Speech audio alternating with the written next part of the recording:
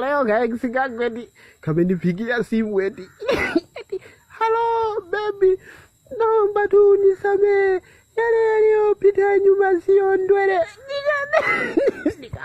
Nikaanza na mimi kulinga eti sawa, kwani ulifanya hivyo dia? Eti amna tu unisamehe, ni bahati mbaya. Nikakwambiaje, poa yameisha, lakini usiniletee utoto tena mimi.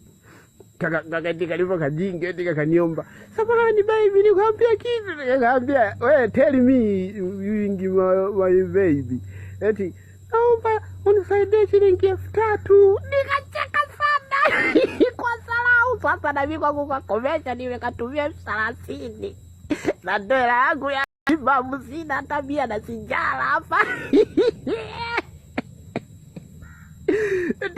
Nilivyokatumia tu hiyo 30,000 eti kanitumia message ya Kiingereza. Ngoja niwasomee hii hapa. Katumia tu message. Mimi wala sielewi dali, inabidi niende kwa ushahidi. Inasemaje? Iduingi nao. Iduingi nao. Hii message aliandikaje? Ngoja. Iduingi nao. Iduingi.